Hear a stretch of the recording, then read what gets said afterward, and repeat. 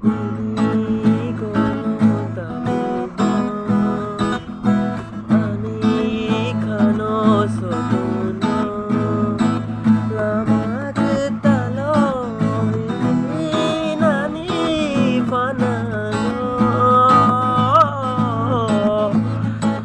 imang numa bebange muktamu